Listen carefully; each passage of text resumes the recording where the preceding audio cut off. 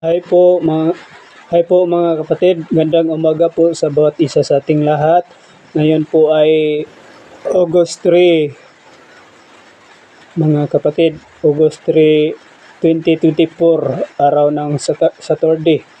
Ngayon po mga kapatid, sa ating pagpatuloy sa ating ginagawa kagabi ay bago po tayo natulog ay nanalangin po tayo doon sa ating Panginoon na tayo po ay gabayan po palagi sa ating pagkatulog natin kagabi. At ngayong umaga na mga kapatid, manalangin po tayo sa ating Panginoon. Mag-devotional po tayo mga kapatid. Sa ating gagawin sa devotional, manalangin po tayo doon sa ating Panginoon at mag-awit ng papuri doon sa ating Panginoon na gospel song.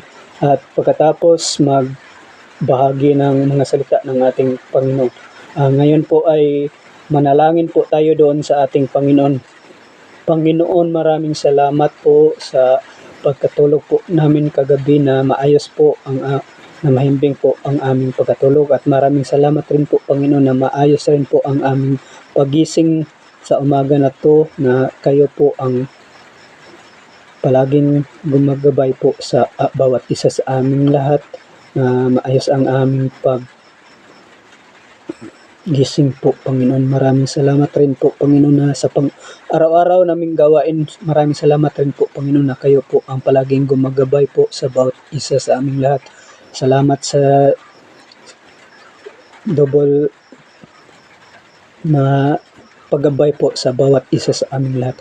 At ngayon po, Panginoon, nagpapasalamat po kami sa inyo.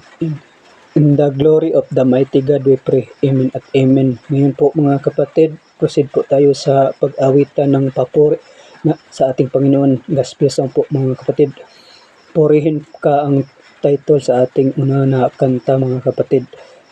Aawi sa umaga pagkagising, ngalan mo'y pupurihin, puso ko'y laging may awit para sa'yo. Lagi kong nararanasan, katapatan mo'y walang hanggan, pag-ibig mo'y laging sariwa sa araw-araw. Di ako magsasawang purihin ka, buong puso't lakas minamahal kita. Laging aawitin pag-ibig mo sa akin, Panginoong Hesus. Purihin ka.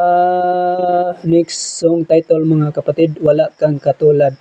Aawitin ko man lahat ng awit sa mundo, di kayang ilarawan ang kadakilaan mo.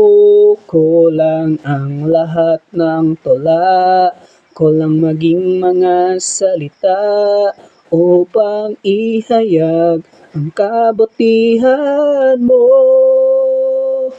Wala kang katulad, wala nang hihigit sa'yo. Wala kang katulad, wala nang papantay sa'yo. Ikaw ang Diyos noon pa man, maging ngayon at kailanman. Sa habang panahon, wala kang katulad. Sa habang panahon, wala kang katulad. Ngayon po mga kapatid, proceed po tayo sa pagbahagi ng mga salita ng ating Panginoon. Buksan po natin ang ating Bible po mga kapatid in Matthew chapter 4 verse 4, na nagsasabi po dito na ang ating Panginoon nagkanayon. Ang kasulatan nagsabi, ang tao ay hindi mabubuhay sa pamamagitan ng pagkain sa tinapay lamang. Ito po ay kinakailangan rin na kumakain rin ng mga salita na nanggaling po na bibig ng ating Panginoon. Sasabihin po sa ating Panginoon mga kapatid. Dahil dito sa mundo, hindi lang po talaga sapat na magtrabaho lang po tayo ng magtrabaho.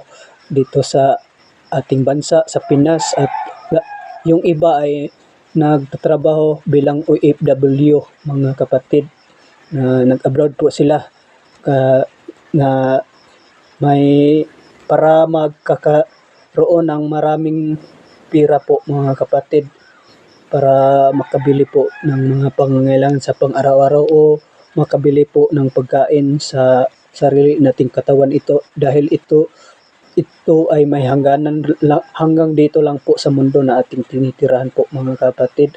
Kaya dapat